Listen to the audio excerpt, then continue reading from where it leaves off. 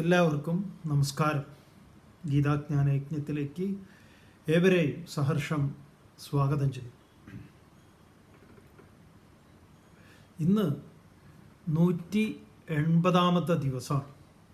അതായത് 6 മാസമായി നമ്മൾ ഭഗവത്ഗീത പ്രഭാഷണം തുടർച്ചയായി ഒരു ദിവസവും മുടക്കം കൂടാതെ നടന്നു വരും. ഒരു ദിവസവും മുടക്കം കൂടാതെ കേൾക്കുന്നവരും ഇതിൽ ഒരുപാട് പേരുണ്ട്. മറ്റവരത് അഥവാ ഇതായിക്കഴിഞ്ഞാൽ വീണ്ടും കേൾക്കും. അത് വളരെ പ്രധാനപ്പെട്ടൊരു കാര്യമാണ്. ഭഗവാൻ തന്നെ ഗീതയിൽ പറഞ്ഞത് നമ്മൾ കേട്ടതാണ്. മനുഷ്യാണാം സഹസ്രേഷു കശ്ചിത് യതതി സിദ്ധയേ യതതാമപി സിദ്ധാനാം കശ്ചിൻ മാം വേത്തി തത്വതഃ. സഹസ്രേഷു മനുഷ്യാണാം സഹസ്രേഷു, മനുഷ്യന്മാരിൽ ആയിരക്കണക്കിന് മനുഷ്യർ കശ്ചിത് യതതി സിദ്ധയെന്ന അതിലൊരുവനാണ് ഇതിനെക്കുറിച്ച് അറിയാൻ ശ്രമിക്കുന്നത്. 1000-നെടുത്ത ഒരാൾ.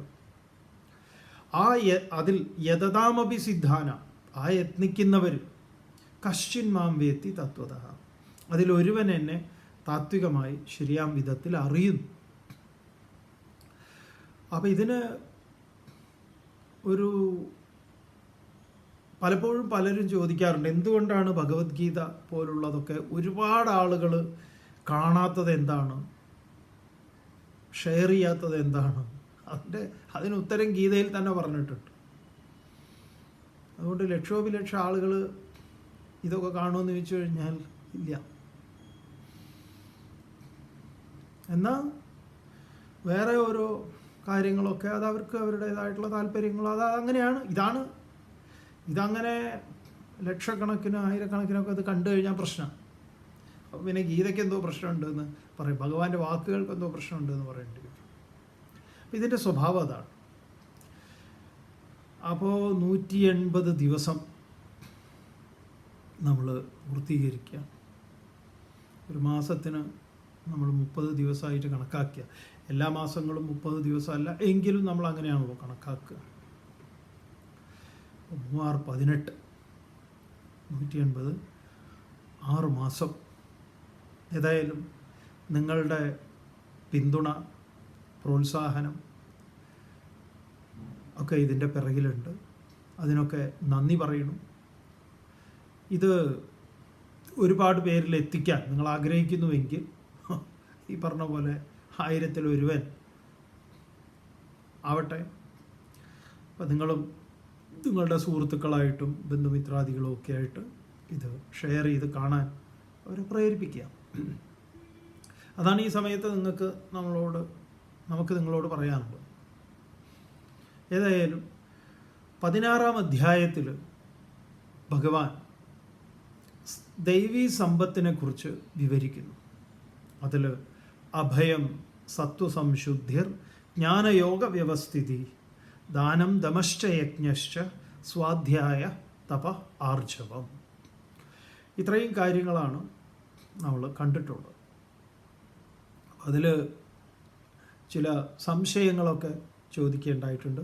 ആ സംശയങ്ങൾക്കൊക്കെ മറുപടി ഇതിൽ വരുന്നുണ്ട്. ഭയത്തെക്കുറിച്ച് തന്നെ, നിർഭയം എന്ന് പറയുന്നതിൻ്റെ ഭയം. ഇപ്പോൾ ഭയം വേണ്ടേ വേണ്ട എന്നാണോ എന്നൊക്കെ ചോദിക്കുന്നുണ്ട്. വേണ്ടേ വേണ്ട, ഭയം വേണ്ടേ വേണ്ട. നമ്മൾ പറയുന്നത് ഭയം ഇത്രയും മനസ്സിലാക്കിയാൽ മതി. നിങ്ങളതിൽ കൂടുതൽ ഗവേഷണങ്ങൾക്കൊന്നും മുതിരണ്ട. ഇത്രയേ ഉള്ളൂ, സിമ്പിളാണ്. ഭയം നിങ്ങളിലുള്ളത് കൊണ്ട് അതേതെങ്കിലും വിധത്തിൽ ഒരു പോസിറ്റീവായിട്ടുള്ള റിസൾട്ട് നിങ്ങളുടെ ജീവിതത്തിൽ ഉണ്ടാക്കുമോ എന്ന് ചോദിച്ചാൽ ഉണ്ടാക്കില്ല. അതുകൊണ്ടാണ് അധ്യാത്മശാസ്ത്രത്തിലും ഉപദേശങ്ങളിലുമൊക്കെ നിർഭയത്വത്തെ മുന്നിലേക്ക് വയ്ക്കുന്നത്. നിർഭയനായിട്ടിരിക്കുക എന്ന് പറയുന്നത് അതുകൊണ്ടാണ്. ഭയം നമ്മുടെ സർഗശേഷിയെ, ക്രിയാശേഷിയെ, എല്ലാ ശേഷിയെയും, ഇച്ഛാജ്ഞാന ക്രിയ, ഈ ശക്തികളെയൊക്കെ തന്നെ അത് എന്തു ചെയ്യുന്നു? ക്ഷയിപ്പിക്കുന്നതാണ്. അതിന് നാശത്തിന് കാരണമായി തീരുന്നതാണ് ഭയം. അപ്പോൾ ഒരുവനെ തകർക്കാനുള്ള എളുപ്പത്തിലുള്ള വഴി അവനെ ഭയപ്പെടുത്തുക എന്നുള്ളതാണ്. അപ്പോൾ ഈ ഭയപ്പെടുത്തലാണ് പലപ്പോഴും നമ്മൾ ചെയ്യുന്നത്. നിങ്ങൾ ദയവ് ചെയ്ത് കുട്ടികളിൽ അങ്ങനെ ഭയം ജനിപ്പിക്കുന്ന കാര്യങ്ങൾ, ചെറിയ കുട്ടികളിൽ പ്രത്യേകിച്ചും, അവർക്കത് അവർ വളർന്നു വരുമ്പം അതൊക്കെ അതിൻ്റെ ഉള്ളിൽ അടിഞ്ഞുകൂടും. പിന്നീട് അതിനെയൊക്കെ എടുത്തു മാറ്റുക എന്ന് പറഞ്ഞു കഴിഞ്ഞാൽ അത് ഭയങ്കര ബുദ്ധിമുട്ടുള്ള കാര്യമാണ്. അതുകൊണ്ട് കുട്ടികളോട് എപ്പോഴും നമ്മൾ അവരോട് വാക്കുകൾ പറയുമ്പോഴും അവരെ ഓരോ കാര്യങ്ങൾ മനസ്സിലാക്കി കൊടുക്കുമ്പോഴും ഒക്കെ ഈ ഭയപ്പെടുത്തിക്കൊണ്ട് ഒന്നും തന്നെ ചെയ്യാൻ പാടില്ല. ഭയപ്പെടുത്തിയിട്ട് ഇത് പുതിയ എന്താ പറയുക, ചൈൽഡ് സൈക്കോളജിയിലും മറ്റും ഇപ്പോഴത്തെ അവരൊക്കെ നമ്മളോട് തുറന്ന് പറയുന്നൊരു കാര്യമാണ്. നമ്മൾ അതിനെക്കുറിച്ച് കൂടുതൽ പഠിക്കുന്ന സമയത്ത്, പഠിക്കാൻ ശ്രമിക്കുകയാണെങ്കിൽ നിങ്ങൾക്ക് മനസ്സിലാവും. അതുകൊണ്ട് ഭയഭക്തി ബഹുമാനം എന്നൊക്കെ ഉള്ളത് നിങ്ങൾ പൂട്ടി അവിടെ വെച്ചോളൂ. ആയിരുന്നു ഭയം എന്നുള്ളത് മാറ്റിയിട്ട് ഭക്തിയും ബഹുമാനവും ഒക്കെ ആവാം. അതിനൊന്നും കുഴപ്പമുള്ളതല്ല. അതൊക്കെ പോസിറ്റീവാണ്. ഭയം പോസിറ്റീവല്ല ഒരു തരത്തിലും. ഒന്നിലും അത് പോസിറ്റീവല്ല ഒരു കാര്യത്തിലും. പിന്നെ ഉപനിഷത്തിലൊക്കെ ഉപയോഗിക്കുന്ന ഭയം എന്നത് ഒരു കാര്യത്തെ എന്താ പറയുക, അത് മനസ്സിലാക്കാൻ വേണ്ടി മാത്രമാണ്. ഇപ്പോൾ ഭീഷോദേതി സൂര്യ ഭീഷാസ്മാത് അഗ്നിശ്ച ഇന്ദ്രശ്ച മൃത്യു ധാവത പഞ്ചമ ഇതി. അവിടെ ഭയം ഉപയോഗിക്കുന്നു. എന്താ? ഭീഷാസ്മാത്, ഭയപ്പെട്ട് കാറ്റടിക്കുന്നു, സൂര്യൻ ഉദിക്കുന്നു, അഗ്നി ജ്വലിക്കുന്നു. അവിടെ ഉപയോഗിക്കുന്ന ഭയം അതാണ് എന്ന് പറഞ്ഞു കഴിഞ്ഞാൽ വേറെ ഓപ്ഷനൊന്നുമില്ല അതിന്. അപ്പോൾ അതൊന്നിന് വിധേയമാണ്. അത് ഉപയോഗിക്കാനാണ് അവിടെ ഉപയോഗിച്ചിട്ടുള്ളത്. അല്ലാതെ ഇങ്ങനെ ഭയപ്പെടുത്തുന്ന കാര്യമല്ല. മനസ്സിലാക്കണം. തുടർന്ന് രണ്ടാമത്തെ ശ്ലോകത്തിൽ, ഈ 3 ശ്ലോകങ്ങളാണ് നമ്മൾ ചൊല്ലിയതെങ്കിലും ഒരു ശ്ലോകമാണ് നമ്മൾ പൂർത്തീകരിച്ചിട്ടുള്ളത്. രണ്ടാമത്തെ ശ്ലോകം ഭഗവാൻ തുടരുന്നു. അഹിംസ സത്യമക്രോധ ത്യാഗശാന്തിരപൈശുനം ദയാഭൂതേഷ്വലോലുപ്ത്വം മാർദ്ദവം ഹ്രീരചാപലം. അഹിംസ, ഒന്നിനെയും ഹിംസിക്കാതിരിക്കുക എന്ന് പറയാം. ന ഹിനസ്തി ഇത് അഹിംസ. അത് വാചികമായിട്ടുണ്ട്, കായികമായിട്ടുണ്ട്, മാനസികമായിട്ടുണ്ട്. പല തലങ്ങളിൽ അഹിംസയുണ്ട്. നമ്മളെപ്പോഴും അഹിംസയോട് ചേർത്ത് കാണുന്ന അഹിംസയുടെ ഒരു പ്രതിരൂപമാണ് മഹാത്മജി. അത് ഏറ്റവും കൂടുതൽ ഗാന്ധിജി അഹിംസയെക്കുറിച്ച് സംസാരിച്ചിട്ടുണ്ട്. അഹിംസയിൽ ഊന്നിയ ഒരു ജീവിതത്തെ നമ്മുടെ മുന്നിലേക്ക് വെച്ചിട്ടുണ്ട്. പലപ്പോഴും അഹിംസ എന്ന് നമ്മൾ പറയുമ്പം ആദ്യം നമ്മുടെ മനസ്സിലേക്ക് കടന്നു വരുന്ന രൂപം ഗാന്ധിയാണ്. മറിച്ച് ശ്രീകൃഷ്ണൻ്റേതല്ല, അല്ലെങ്കിൽ ഭഗവത്ഗീതയുടേതല്ല. ഏതായാലും ഗാന്ധിജി, മഹാത്മജി ഈ അഹിംസയെ പൂർണ്ണമായി ഉൾക്കൊണ്ടിട്ടുള്ളത്, അത് മഹാത്മജിയെ പ്രചോദിപ്പിച്ചിട്ടുള്ളത് ഭഗവത്ഗീതയിൽ നിന്നാണ്. അപ്പം ഭഗവത്ഗീത മുന്നോട്ട് വയ്ക്കുന്നത് അഹിംസയാണ്, മറിച്ച് ഹിംസയല്ല എന്നുള്ളത് മനസ്സിലാക്കാൻ തന്നെ, അങ്ങനെ മനസ്സിലാക്കിയിട്ടുണ്ടോ ബഹുഭൂരിപക്ഷം ഭഗവത്ഗീത പഠിക്കാത്തവരെ സംബന്ധിച്ച് അതൊരു ഹിംസയെ പ്രോത്സാഹിപ്പിക്കുന്ന ഗ്രന്ഥമാണ്, ഗീത മനസ്സിലാക്കാത്തവരെ സംബന്ധിച്ച്. കാരണം അതിൻ്റെ ഒരു സന്ദർഭത്തെ മാത്രം, ആ ഒരു കോൺട്രഡിക്ഷനോട് കൂടിയിട്ടുള്ള ആ സന്ദർഭം, അതാണ് അതിൻ്റെ സൗന്ദര്യം. എന്നിട്ടാണ് അത് പറയുന്നത്. നമ്മളതൊന്നും മനസ്സിലാക്കാതെയാണ്. നമ്മൾ നാടൻ ഭാഷയെ പറയുമല്ലോ, കാള പെറ്റു എന്ന് ആരോ പറഞ്ഞു, അപ്പോഴേക്കും കയറെടുത്ത് ഓടി. അതൊരു പ്രയോഗമാണ്. കാള പെറ്റു എന്ന് പറഞ്ഞാൽ അത് നമുക്കങ്ങനെ വേണമെങ്കിൽ കാണാം. ഓഹോ, എന്താ കുട്ടി, ആൺകുട്ടിയാണോ പെൺകുട്ടിയാണോ? അപ്പം കാള പെറ്റു എന്ന് പറയുമ്പോൾ അത് വേറൊരു ചില സൂചനകൾ നൽകുന്നുണ്ട്. ഇത് കേട്ടവൻ ഉടനെ ആ കുട്ടിയെ കെട്ടാൻ കയറിന് വേണ്ടി ഓടി എന്ന് പറയുന്നത് പോലെയാണ് ഭഗവത്ഗീതയുടെ താല്പര്യം മനസ്സിലാവാതെ അതിനെ പൂർണ്ണമായിട്ട് അങ്ങോട്ട് വ്യാഖ്യാനം ചെയ്യുന്നത്. അവിടെ ഭഗവാൻ ദൈവീ സമ്പത്തായിട്ട് പറയും. തുടർന്ന് അർജുനനോട് പറയുന്നുണ്ട് ഈ കാര്യങ്ങളല്ല ഈ അധ്യായത്തിൽ തന്നെ. അപ്പോൾ നമുക്ക് മനസ്സിലാവും എന്താണ് ഗീത മുന്നോട്ടേക്ക് വെച്ചുകൊണ്ടിരിക്കുന്നത് എന്നുള്ളത്. മനസ്സിലാവുന്നില്ല എങ്കിൽ അത് നമ്മൾ ഏതെങ്കിലും ഒരു മനോരോഗ വിദഗ്ധനെ കാണിക്കേണ്ടതുണ്ട്. നമുക്ക് ചില കാര്യങ്ങളൊന്നും മനസ്സിലാവുന്നില്ല എന്നുണ്ട്, നമുക്ക് കുഴപ്പമുണ്ട് എന്നുള്ളതാണ്. അപ്പോൾ ഇവിടെ ഭഗവാൻ പറയുന്നു അഹിംസ. നമ്മൾ വിഷ്ണുവിന് 8 പൂക്കൾ വളരെ പ്രിയപ്പെട്ട പുഷ്പങ്ങളെക്കുറിച്ച് പറയുമ്പോൾ അഹിംസ പ്രഥമം പുഷ്പം, പുഷ്പം ഇന്ദ്രിയ നിഗ്രഹ, സർവഭൂതദയാപുഷ്പം, ക്ഷമാപുഷ്പം വിശേഷത, ശാന്തിപുഷ്പം തപപുഷ്പം, ധ്യാനപുഷ്പം തദൈവ ച, സത്യമഷ്ടവിധം പുഷ്പം വിഷ്ണു പ്രീതികരം ഭവേത് എന്ന് പറയും. അഹിംസ പ്രഥമം പുഷ്പം, ഒന്നാമത്തെ പുഷ്പമാണ് അഹിംസ. അതൊരു പൂവാണ്, വിഷ്ണുവിന് ഇഷ്ടപ്പെട്ട, വിഷ്ണുവിന് ഏറ്റവും പ്രിയപ്പെട്ടതാണ്. പുഷ്പം ഇന്ദ്രിയ നിഗ്രഹ രണ്ടാമത്തത്, നമ്മുടെ സെൻസസിനെ കൺട്രോൾ ചെയ്യുന്നത്. ഇവിടെ നേരത്തെ പറഞ്ഞു ധമം. സർവഭൂത ദയാപുഷ്പം ഇവിടെ പറയാൻ പോകുന്നു. ക്ഷമാപുഷ്പം വിശേഷത, വിശേഷപ്പെട്ട പൂവാണ് ക്ഷമാപുഷ്പം. ശാന്തിപുഷ്പം തപപുഷ്പം, ശാന്തി തപസ്. ധ്യാനപുഷ്പം തദൈവ ച, സത്യം അഷ്ടവിധം പുഷ്പം വിഷ്ണു പ്രീതികരം ഭവേത്. വിഷ്ണുവിന് ഏറ്റവും പ്രിയപ്പെട്ടതാണ് ഈ 8 പൂക്കൾ. അപ്പം 8 പൂക്കളായിട്ട് ഈ മൂല്യങ്ങളെ പറഞ്ഞിരിക്കുന്നു. ഇതേ മൂല്യങ്ങളെയാണ് നമ്മൾ ധർമ്മദേവൻ്റെ 13 ഭാര്യമാരായിട്ട് പരിചയപ്പെട്ടത്. എന്തായിരുന്നു? ശ്രദ്ധ, മൈത്രി, ദയാ, ശാന്തി, തുഷ്ടി, പുഷ്ടിക്രിയോന്നതി, ബുദ്ധിർ, മേധ, തിദിക്ഷാഹ്രി, മൂർത്തിർ ധർമ്മസ്യ പത്നയ. ഇതെല്ലാം ഇവിടെ വരുന്നുണ്ട്. ഈ 13 ഭാര്യമാരിൽ നിന്ന് എന്തുണ്ടായി? ശ്രദ്ധ, സുത, ശുഭം, മൈത്രി, പ്രസാദം, അഭയം, ദയ, ശാന്തി, സുഖം, മുദം, തുഷ്ടി, സ്മയം, പുഷ്ടിരസൂയത, യോഗം, ക്രിയോന്നതിർ, ദർപ്പം, അർത്ഥം, ബുദ്ധിരസൂയത, മേധാ, സ്മൃതിം, തിദിക്ഷാതു, ക്ഷേമം, ഹ്രീ, പ്രശ്രയം, സുതം. അങ്ങനെ ഈ 13 ഭാര്യമാരിൽ 14 മക്കൾ. മൂർത്തിയിൽ നരനാരായണൻ.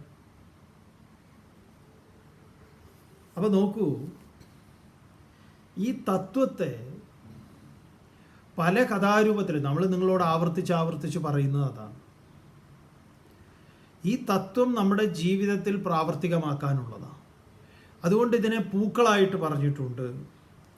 ഭാര്യ ഭർത്താവ് എന്ന് പറയുന്ന ഭാര്യ-ഭർത്ത് ബന്ധത്തിൽ ഭാര്യയായി അവതരിപ്പിച്ച് ആ ഭാര്യയിൽ ജനിക്കുന്ന കുട്ടികളായിട്ട് ഈ മൂല്യങ്ങൾ അവതരിപ്പിച്ച് നമ്മളോട് പറഞ്ഞിരിക്കുക. ശ്രീമദ് ഭാഗവതത്തിലാണ് അത് വരുന്നത്. അപ്പം ഇതെല്ലാം നമ്മുടെ ഭൂതകാലത്ത് ഇതുപോലെ കുറേ ആളുകൾ ജീവിച്ചിരുന്നതാണ് എന്ന് നിങ്ങളെ പഠിപ്പിക്കുകയും നിങ്ങളത് അങ്ങനെ ഇങ്ങനെ നിങ്ങളോട് പറയുമ്പോഴും ഇത് നമ്മൾ ഈ മഹാഭാരതവും രാമായണവും ഒന്നും ചരിത്ര സംഭവമല്ല, മറിച്ച് അത് തത്വചിന്തയാണ് എന്ന് പറഞ്ഞതായിരുന്നു വലിയ പൊല്ലാപ്പ്. നമ്മളെ തല്ലാൻ തുടങ്ങുന്നത് അങ്ങനെയാണ്. ഒന്ന് ആലോചിച്ച് നോക്കണേ, ഈ നമ്മളെ തല്ലാൻ നടക്കുന്നവർ എത്രമാത്രം ഈ സനാതന ധർമ്മത്തിന് വിരുദ്ധമായി പ്രവർത്തിക്കുന്നവരാ. അങ്ങനെ നോക്കുമ്പോൾ ഈ സനാതന ധർമ്മത്തിൽ പറഞ്ഞ ഈ അടിസ്ഥാന മൂല്യങ്ങൾ നമ്മൾ ജീവിതത്തിൽ പകർത്തി നമ്മുടെ ജീവിതത്തെ ധന്യമാക്കാനുള്ളതാണ്. ഏതോ കാലത്ത് ആരൊക്കെയോ എങ്ങനെയൊക്കെയോ ജീവിച്ചിരുന്നു എന്ന് നിങ്ങൾ വിശ്വസിക്കുന്നതുകൊണ്ടോ അതിൽ കണ്ണീരൊലിപ്പിച്ചതുകൊണ്ടോ എന്ത് പ്രയോജനം നമുക്കോ ആർക്കെങ്കിലും? ഇതിൽ വ്യാസര് തന്നെ പറഞ്ഞിട്ടുണ്ടല്ലോ, ഏതത് കഥായാം നതു പാരമാർത്ഥ്യം. ഇതെല്ലാം കഥകളാണ്. വിജ്ഞാന വൈരാഗ്യ വിവക്ഷയാ വിഭോ. ഇത് വിജ്ഞാനത്തിനും വൈരാഗ്യത്തിനും. വൈരാഗ്യം എന്ന് പറഞ്ഞാൽ എന്താ? രാഗമില്ലായ്മയെ ജനിപ്പിക്കുന്നതിന്, അനിത്യങ്ങളായതിൻ്റെ പിറകെയുള്ള ഓട്ടം നിർത്തുന്നതിന്, അറിവിന് ആയിട്ട് ഞാൻ പറഞ്ഞ കഥകളാണ്. ഇതൊന്നും പരമാർത്ഥത്തെ സംബന്ധിക്കുന്നതല്ല, ഇതൊന്നും ഉള്ളതല്ല എന്ന് പലയിടത്ത് പല ആവർത്തി പറയുകയും ഇതെല്ലാം ഇത്തരത്തിൽ ഇതിനെ അവതരിപ്പിക്കുകയും ചെയ്തിട്ടുണ്ട്. എന്നിട്ടും നമ്മളിത് അതങ്ങനെയല്ല അതിങ്ങനെയാണ് എന്ന് പറയുമ്പോൾ നിങ്ങൾ എത്രമാത്രം നിങ്ങളുടെ ബുദ്ധിയെ ഈ പറഞ്ഞ ആളുകളിൽ പണയപ്പെടുത്തിയിരിക്കുന്നു. സ്വതന്ത്രമായി ചിന്തിക്കാനുള്ള, നിങ്ങൾക്ക് സ്വതന്ത്രമായി ചിന്തിച്ച് തീരുമാനമെടുക്കാനുള്ള ചിന്താശേഷിയെ നിങ്ങൾ പണയപ്പെടുത്തിയിരിക്കുന്നു. ഒരു ധാർമ്മിക ധർമാചാര്യൻ എന്നുള്ള നിലയിൽ നമ്മുടെ ജോലിയായി ഇത്. ജനങ്ങളെ പ്രബുദ്ധരാക്കുക, ധർമ്മശാസ്ത്രത്തെ ജനങ്ങൾക്ക് പഠിപ്പിച്ചു കൊടുക്കുക, അവരെ ചിന്തിപ്പിക്കുക. നമ്മുടെ സനാതന ധർമ്മത്തിലെ ഏറ്റവും പ്രധാനപ്പെട്ട കാര്യം എന്താ? ശ്രവണം, മനനം, നിധിധ്യാസനം. വെട്ടി വിഴുങ്ങുക എന്നുള്ളതല്ല ആരെങ്കിലും പറയുന്നത്. അങ്ങനെ ഒരു പരിപാടി സനാതന ധർമ്മത്തിലില്ല. വെട്ടി വിഴുങ്ങൽ. ശ്രവണം, കേൾക്കണം. എന്നിട്ടോ മനനം. ഈ പറയുന്ന എന്തെങ്കിലും എല്ലാ കേശവമാവൻ്റെ ഫിലോസഫിയും നിങ്ങൾ സ്വീകരിക്കേണ്ടതില്ല. മണ്ടത്തരങ്ങൾ തന്നെയാണ്. അതുകൊണ്ടല്ലേ വ്യാസര് തന്നെ മഹാഭാരതം രചിക്കുമ്പോൾ പറഞ്ഞത് ഗ്രന്ഥിം നിവേശയേതെന്ന്. ഞാൻ ഈ ഗ്രന്ഥത്തിന് കെട്ടിട്ടിട്ടുണ്ട്, ഈ കെട്ടഴിക്കണം നമ്മൾ. പാണ്ഡവന്മാരുടെ ജന്മം അതല്ലേ സൂചിപ്പിക്കുന്നത്? എന്താ? സൂര്യനിൽ നിന്ന് കർണൻ ജനിക്കുക എന്ന് പറഞ്ഞാൽ നമ്മളതിനെ മനസ്സിലാക്കണ്ടേ? ഈ പഞ്ചപാണ്ഡവന്മാരും പ്രകൃതിയിൽ നിന്നാണ്, പ്രകൃതി ശക്തികളാണ് അവരൊക്കെ. അപ്പം അങ്ങനെ ആരെങ്കിലുമൊക്കെ ജനിക്കുമോ? ആ വിധത്തിൽ ഇവരുടെ പിതൃത്വം. അപ്പം ഈ ചിലർക്ക് എങ്ങനെയാണെന്ന് പറയാം, കുറച്ച് തത്വവും ബാക്കിയൊക്കെ ചരിത്രമാണ്. അതെങ്ങനെ ശരിയാവുന്നത്? ഇവിടെ തത്വത്തിൽ നിങ്ങൾ ഇതിനെ മനസ്സിലാക്കുമ്പോൾ നിങ്ങൾക്ക് എന്താ കുഴപ്പം? കുഴപ്പമുണ്ട്. കാരണം ഈ ഉഡായിപ്പ് ടീം ഉണ്ടാക്കി വെച്ചിരിക്കുന്ന കുറേ കാര്യങ്ങളുണ്ട്. അതിനൊക്കെ വരുമാനം കുറഞ്ഞു പോവുമോ, അല്ലെങ്കിൽ അതിൽ ആളുകൾക്ക് വിശ്വാസമില്ലാതെ വരുമോ എന്നൊക്കെ ഒരു ഭയപ്പാടുണ്ട്. ആ ഭയം നമ്മൾ പലപ്പോഴും പറയുന്നുണ്ട്. സൂര്യൻ ഉദിക്കുന്നില്ല, അസ്തമിക്കുന്നില്ല എന്ന് നമുക്ക് നന്നായിട്ട് അറിയാം, നമ്മൾ ക്ലാസ്സിൽ പഠിച്ചിട്ടുണ്ട്. പക്ഷെ നമ്മളിപ്പോഴും സൂര്യോദയം കാണാനും സൂര്യാസ്തമയം കാണാനും സമയം ചെലവാക്കുന്നവരാണ്, അതിൻ്റെ സൗന്ദര്യം ആസ്വദിക്കുന്നവരുമാണ്. അതുപോലെ ഇതിൻ്റെ സൗന്ദര്യം ആസ്വദിക്കുന്നതിന് പുതിയൊരു മാനം ഉണ്ടാവും. അറിവിൻ്റെ നിറവാർന്ന ഭാവങ്ങൾ ഇവിടെ പ്രകടമാവും. അപ്പോഴാണ് ഈ സഗുണ ആരാധനകളും ഇത്യാദി ആരാധനകൾക്കൊക്കെ കൂടുതൽ ഒരു സൗന്ദര്യം ഉണ്ടാവുന്നത്. അല്ലെങ്കിൽ അതെല്ലാം നാടിന് പോലും വേണ്ടാത്തതായി മാറുകയാണ്. കാരണം ആ വിധത്തിലാണ് ഇതിനെ ആളുകളെ ഭീഷണിപ്പെടുത്തിയൊക്കെ ഓരോന്ന് ചെയ്യുന്നത്. അപ്പം നിങ്ങളിത് മനസ്സിലാക്കൂ. എന്താണ് ദൈവീ സമ്പത്ത് എന്ന് പറയുന്ന ഈ ഗുണങ്ങൾ എന്താണ് നമുക്ക് വേണ്ടതായി പറയണത്? നിങ്ങളിത് പണ്ട് ഇങ്ങനെ അടികൂടി കുറച്ച് ആൾക്കാർ അടികൂടി, ഭൂമിക്ക് വേണ്ടി അടികൂടി, വരുന്നതിന് വേണ്ടി അടികൂടി. എന്നിട്ട് നമ്മളെന്തിനും അടികൂടണം? അതുകൊണ്ട് നമ്മൾ നിങ്ങളോട് പറയുന്നത്, നിങ്ങൾക്കിത് ഈ പറഞ്ഞ പോലെ നമ്മളീ പറയുന്നത് നിങ്ങൾക്ക് സ്വീകാര്യമല്ലാത്ത എന്തെങ്കിലും വരികയാണ് എങ്കിൽ നിങ്ങൾക്ക് രണ്ട് ഓപ്ഷൻ ഉണ്ട്. ഒന്നുകിൽ നിങ്ങൾ ഈ കേശവമാമൻ്റെത് കേൾക്കുന്നത്, എന്താ ഈ കേശവമാമൻ്റെത് നിങ്ങൾക്ക് അറിയാൻ തോന്നുന്നുണ്ട്, ഈ മണ്ടത്തരങ്ങൾ ആ ഗ്രൂപ്പിൽ നിന്നൊക്കെ ഉള്ള, അല്ലെങ്കിൽ ആ വഴിക്ക് നിങ്ങൾ പോവുക, എന്നാൽ പിന്നെ കുഴപ്പമില്ല. നിങ്ങൾ ഇതിൽ വരികയാണെങ്കിൽ നിങ്ങൾ നിങ്ങളുടെ പണയപ്പെടുത്തിയ ബുദ്ധിയെ വീണ്ടെടുക്കണം, മനോബുദ്ധിയെ. എന്നിട്ട് തേച്ചും എനിക്ക് സ്വന്തം നിലയ്ക്ക് ബാക്കിയെല്ലാം മാറ്റി നിർത്തുക. നിങ്ങളുടെ രാഷ്ട്രീയം, നിങ്ങളുടെ താല്പര്യങ്ങൾ, അതെല്ലാം മാറ്റി നിർത്തി സ്വതന്ത്രമായി ബുദ്ധി കൊണ്ട് ചിന്തിക്കുക. നമുക്ക് സ്വീകാര്യമെങ്കിൽ സ്വീകരിക്കാം, തള്ളാം കൊള്ളാം, നിങ്ങളുടെയാണ് ഇഷ്ടം.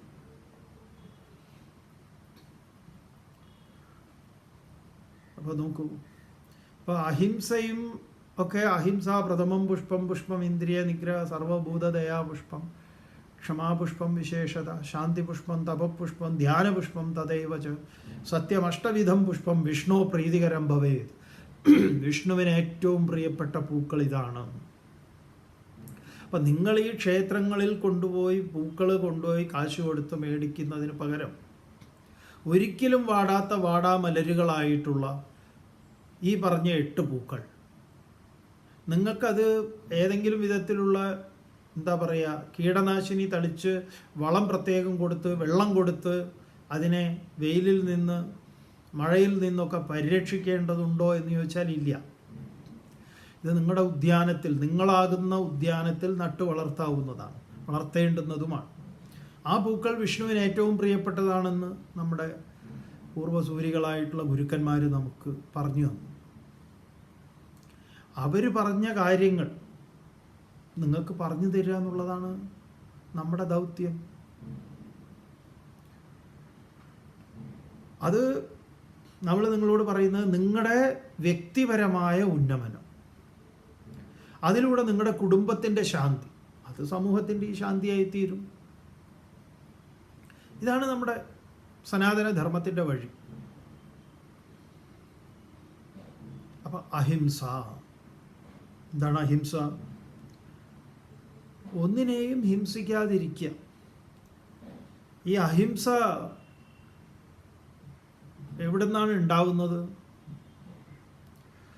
ഒന്നിനെ ഇല്ലാതെയാക്കണം എന്ന ചിന്ത എന്നിൽ പൂർണ്ണമായിട്ട് ഇല്ലാതെയാവണം.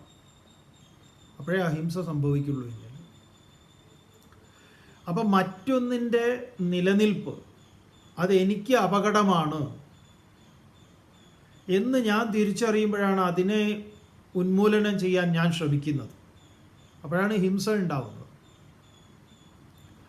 ഈ ഉടമസ്ഥതയിലാണ് ഹിംസ ജനിക്കുന്നത്, സ്വന്തം എന്നുള്ളതിൽ. എല്ലാ ഹിംസയുടെയും റൂട്ട് അവിടെയാണ്, എൻ്റേത് എന്ന് എണ്ണുന്നത്. ഭാഷ്യത്തിൽ ഭഗവത്പാദർ പറഞ്ഞത് അഹമേഷാം മമ ഏതേ ഇതി ഭ്രാന്തി പ്രത്യയ നിമിത്ത ഹേതു.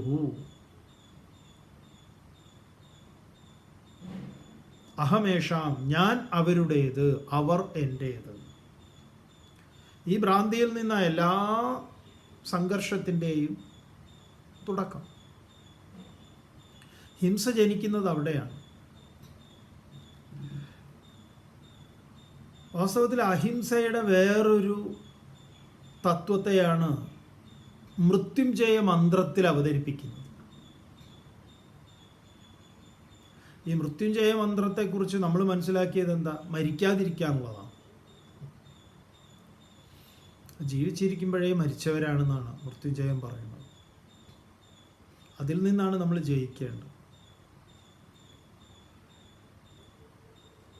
ത്രയംബകം യജാമഹേ.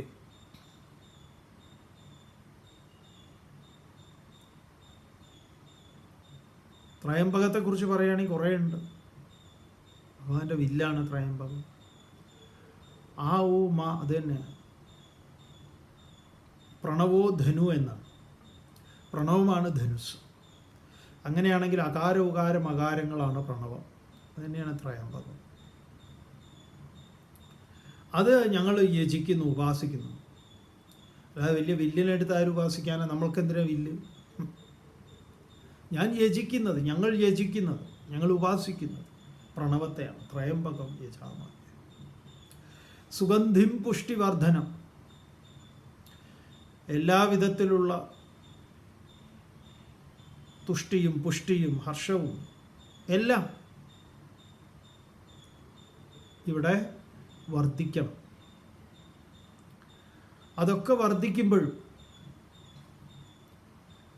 എല്ലാറ്റിൻ്റെയും അഭിവൃദ്ധിയിൽ എൻ്റെ നിലനിൽപ്പ് എങ്ങനെയുള്ളതാ? വളരെ പ്രധാനം. ത്രയംബകം യജാമഹേ സുഗന്ധിം പുഷ്ടിവർദ്ധനം ഉർവാരുകം ഇവ ബന്ധനാത്. ഞാൻ ബന്ധിക്കപ്പെട്ടിരിക്കുന്നത് ഉർവാരുകം, വള്ളിയിൽ രൂപപ്പെടുന്ന ഒരു ഫലം. മത്തൻ, ഇളവൻ, വെള്ളരി തുടങ്ങിയിട്ടുള്ള ആ ഗണത്തിലൊക്കെ പെടുന്നു. അതിൻ്റെ പ്രത്യേകത എന്താണ്? അത് വള്ളിയിൽ പാകമായി നന്നായി പാകമാകുന്നതിന് മുൻപ് അത് വള്ളിയുമായിട്ടുള്ള അതിൻ്റെ ബന്ധം വളരെ രൂഢമൂലമാണ്. അങ്ങനെ അതിൽ നിന്ന് ആ പഴത്തിനെ, ആ മത്തനെ മാത്രം എടുത്തുകൊണ്ടുപോയാൽ ആ മൊത്തം വള്ളി നിങ്ങളുടെ കൂടെ വരും. വള്ളി മുറിക്കാം.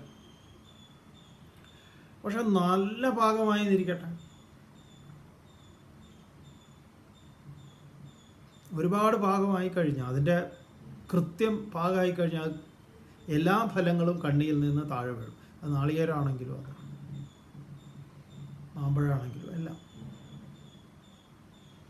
ഞെട്ടറ്റ് താഴെ വീഴും. അപ്പോൾ ഈ ഫലവും ഞെട്ടും തമ്മിലുള്ള ബന്ധം ഉർവാരുകം ഇവ ബന്ധനാത്. നമ്മുടെ ബന്ധം അങ്ങനെയായിരിക്കണം.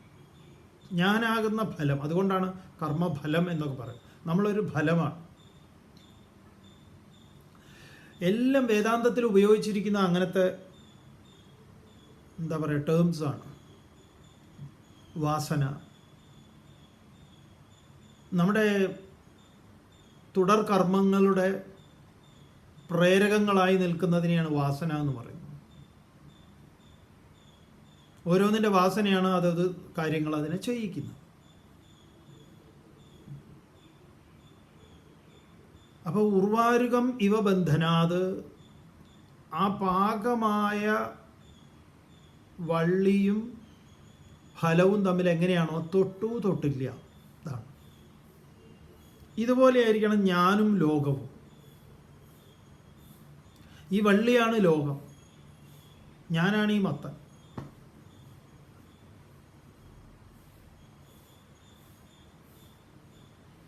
ഉർവാരുകമിവ ബന്ധനാത് മൃത്യോ മുക്ഷീയ, മൃത്യുവിൽ നിന്ന്, മരണത്തിൽ നിന്നാണ് എന്നെ മോചിപ്പിക്കേണ്ടത്. ഏത് മരണം എന്ന് പറഞ്ഞാൽ എന്താ ഇവിടെ? ബന്ധനം.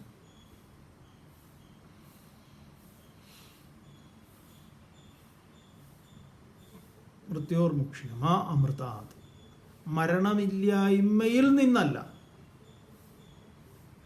മരണമില്ലായ്മ എന്താണ്? സംഘമില്ലായ്മ. അപ്പം മരണം എന്ന് പറയുന്നത് തന്നെ ഈ സംഘമാണ്. ആ സംഘത്തിൽ നിന്നാണ് മൃത്യു ഉണ്ടാകുന്നത്, ഹിംസ ഉണ്ടാകുന്നത്. അപ്പോൾ ഭർതൃഹരി ഇന്നലെ പറഞ്ഞ വൈരാഗ്യമേവാഭയം, വൈരാഗ്യമേവ, വൈരാഗ്യം എന്ന് പറഞ്ഞാൽ എന്താ? രാഗമില്ലായ്മ, ഒട്ടലില്ലായ്മ. ഈ പാകമായ മത്തനായ അവസ്ഥയെ നമ്മൾ പ്രാപിക്കണം. ലോകവുമായിട്ടുള്ള നമ്മുടെ ബന്ധം. നളിനീ ദളഗത ജലമതി തരളം തദ്വജ്ജീവിതം അതിശയ ചപലം. ശങ്കരാചാര്യൻ നെഗറ്റീവും പോസിറ്റീവായിട്ട് ഒരേ സമയം ഉപയോഗിക്കുന്ന ശ്ലോകമാണ്. താമര ഇതളിലെ വെള്ളത്തുള്ളി പോലെ ജീവിതം നശ്വരം എന്ന് പറയാം. അതേപോലെ തന്നെ ആ ജീവിതം ഉദാത്തവുമാണ്. ഭഗവാൻ അതുകൊണ്ടാണ് മറ്റൊരു ഗീതയിൽ തന്നെ പത്മപത്രം ഇവ അംബസ എന്ന് പറഞ്ഞത്. അവിടെ പോസിറ്റീവാണ്. പത്മപത്രത്തിലെ ഇലയിലെ വെള്ളത്തുള്ളി കണക്ക്, ഒട്ടലില്ലാതെ. ആ ഒട്ടലില്ലായ്മയിലാണ് അഹിംസയുണ്ടാകുന്നത്. അതാണ് ഗാന്ധിജിയുടെ നയം. ഗീത പറയുന്ന അഹിംസ അതാണ്. അപ്പം ചില പൊട്ടന്മാർ ചോദിക്കുന്നത്, നിങ്ങൾ നടക്കുമ്പോൾ ഉറുമ്പ് ചാവൂലേ, നിങ്ങൾ രാവിലെ പല്ല് വയ്ക്കുമ്പോൾ രോഗാണുക്കളൊക്കെ ചാവൂലേ, അപ്പം നിങ്ങളുടെ അഹിംസ എവിടെ പോയി? ഇങ്ങനത്തെ കുറേ യുക്തിവാദികളുണ്ട്. ഇവരോടൊക്കെ ഒന്നും മറുപടി, ഇവരൊന്നും ഇതിനൊന്നും അർഹിക്കുന്നില്ല, അതുകൊണ്ട് വിട്ടേക്കും. ഭഗവാൻ തന്നെ പറയുന്നുണ്ട്, ഗോൺ കേസ് എന്ന്, പോക്ക് കേസാണെന്നാ. യുക്തി വേണ്ടേ എവിടെയെങ്കിലും? അങ്ങനെയാണ് നിങ്ങൾ ശ്വസിക്കുമ്പം ഒരുപാട് പോകുന്നുണ്ട്. നിങ്ങളൊന്ന് വെറുതെ ഒന്ന് ചൊറിഞ്ഞാൽ മതി, കയ്യിലൊന്ന് തിരുമ്മിയാൽ മതി. എത്ര സൂക്ഷ്മജീവികളുണ്ട് നമ്മൾ നടക്കുമ്പോഴും ഇരിക്കുമ്പോഴും ഭക്ഷണം കഴിക്കുമ്പോഴും. ഒരുപാട്. അതാണ് ഈ ജൈന സമ്പ്രദായത്തിൽ അവർ എപ്പോഴും ഇത് കവർ ചെയ്ത്. എന്നിട്ടും എന്താ കാര്യം?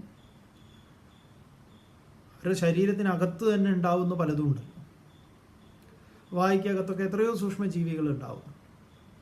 അനുനിമിഷം അത് ജനിക്കുന്നുണ്ട്, മരിക്കുന്നുമുണ്ട്. ശരീരത്തിനകത്തുമുണ്ട്. അങ്ങനെ ഏതെങ്കിലും ജീവജാലത്തിനെ കൊല്ലുക എന്നുള്ള കാര്യം മാത്രമല്ല ഹിംസയും അഹിംസയും. അങ്ങനെയെല്ലാം മനസ്സിലാക്കേണ്ട. അഹിംസ, പിന്നെയോ സത്യം. എന്താ ഈ സത്യം? നമ്മളെ സംബന്ധിച്ച് സത്യം എന്ന് പറഞ്ഞാൽ ഈ ഉള്ളത്, കണ്ടത്, അതൊക്കെ പറയുക, ഇതൊക്കെയാണ് സത്യം എന്നാണ്. സത്യം പറയുന്നതിൻ്റെ പ്രമാണമുണ്ട്. സത്യം പറയുന്നത് എങ്ങനെ സത്യം പറയണം. സത്യം ബ്രൂയാത് പ്രിയം ബ്രൂയാത് ന ബ്രൂയാത് സത്യം അപ്രിയം. സത്യം പറയണം എന്നാണ്. അതെങ്ങനെ പറയണം? പ്രിയം ബ്രൂയാത്, വളരെ പ്രിയമായി തന്നെ പറയണം. ന ബ്രൂയാത് സത്യം അപ്രിയം. നിങ്ങൾ പറയുന്ന സത്യം മറ്റൊരാളിൽ അപ്രിയമുണ്ടാക്കുമെങ്കിൽ അത് പറയരുത്. അതിന് പ്രമാണങ്ങളുണ്ട്. എവിടെ? ഇപ്പം മഹാഭാരത യുദ്ധം അത് ബാഹ്യമല്ല, നടന്നിട്ടില്ല, ആന്തരികമാണ് എന്ന് പറയുന്നത് ചിലർക്ക് അപ്രിയം ഉണ്ടാക്കും. അതുകൊണ്ട് പറയാതിരുന്നൂടെ സ്വാമി എന്ന് ചോദിച്ചാൽ അതിനുള്ളതല്ല ഇത്. അത് അവർക്ക് അപ്രിയം ഉണ്ടാക്കാതിരിക്കുക, അതിനൊരു താല്പര്യമുണ്ട്. ഇതങ്ങനെയുള്ള സത്യങ്ങളെക്കുറിച്ചല്ല.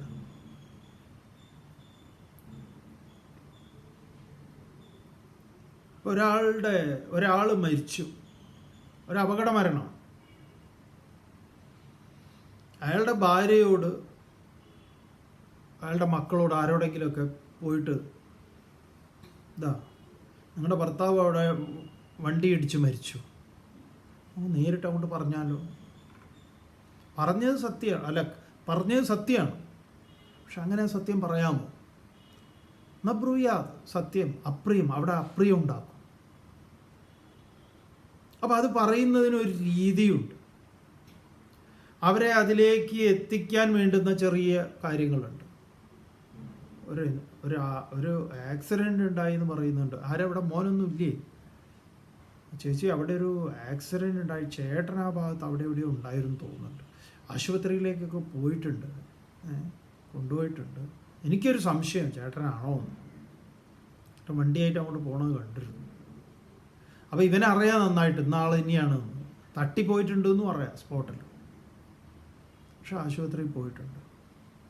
മേടിക്കൊന്നും വേണ്ട, നമുക്ക് എവിടേക്കാണ് കൊണ്ടുപോയതെന്ന് വെച്ചാൽ മെഡിക്കൽ കോളേജിലേക്കാണെന്നാണ് തോന്നണത്. ഒക്കെ അറിയുമെങ്കിലും അങ്ങനെ പറയാവും. ആരെങ്കിലും വരട്ടെ, എന്നിട്ട് നമുക്ക് അന്വേഷിക്കാം, പോവാം. അപ്പോഴേക്കും ഇവർക്ക് എന്താണ്?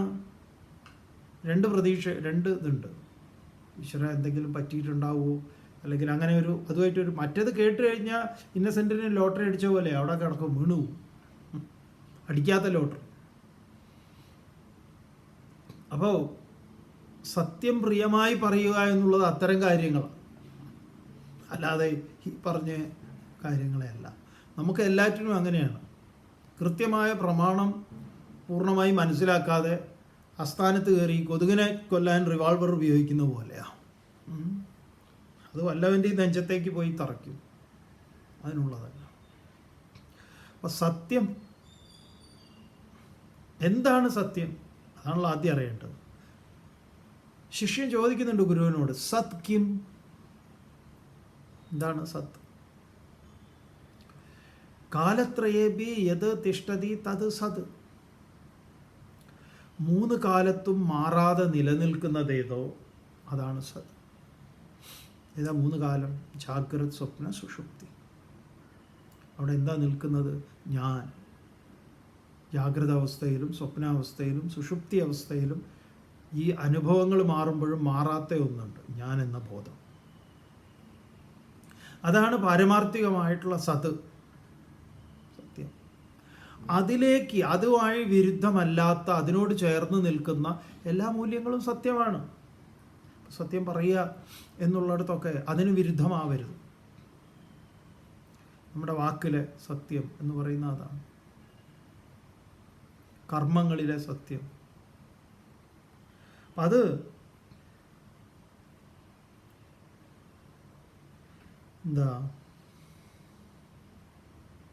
വളരെ അനിവാര്യമായിട്ടുള്ളതാണ് സത്യം. അക്രോധം, ക്രോധം ഇല്ലായ്മ. ക്രോധം എല്ലാ എന്താ പറയുക, പ്രശ്നങ്ങളും ഉണ്ടാക്കുന്നതാണ്.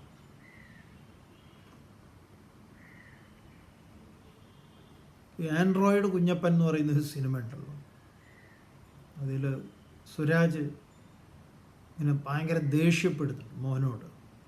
അപ്പോൾ ഈ ആൻഡ്രോയിഡ് റോബോട്ട് പറയുന്നുണ്ട്, മിസ്റ്റർ ഭാസ്കരൻ ദേഷ്യപ്പെടരുത്, ദേഷ്യപ്പെട്ടാൽ നിങ്ങളുടെ നാഡീവ്യവസ്ഥയിൽ ഞരമ്പുകളിലൂടെ രക്തം തലച്ചോറിലേക്ക് പ്രവഹിക്കും, ആ രക്തം കട്ട പിടിക്കും, അത് ഹൃദയാഘാതത്തിനും മസ്തിഷ്ക അതിനും ഇതിനുമൊക്കെ കാരണമാകും എന്നൊക്കെ റോബോട്ട് പറയുമ്പോൾ ഇയാൾ പെട്ടെന്ന് ശാന്തനാകും.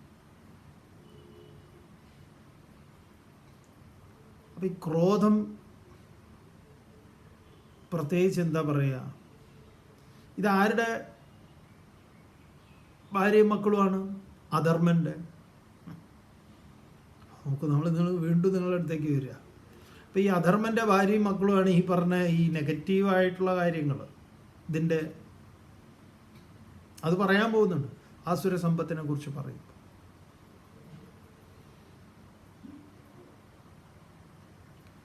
അക്രോധം, അഹിംസ, സത്യം, അക്രോധം, ത്യാഗം പരമപ്രധാനമായിട്ടുള്ള ഒന്നതാണ് ത്യാഗം എന്നുള്ളത്. നമുക്ക് വിസ്തരിച്ച് തന്നെ നാളെ കാണാം. ഓം പൂർണ്ണമദഃ പൂർണ്ണമിദം പൂർണ്ണാത് പൂർണ്ണമുദച്യതേ പൂർണ്ണസ്യ പൂർണ്ണമാദായ പൂർണ്ണമേവാവശിഷ്യതേ. ഓം ശാന്തി ശാന്തി.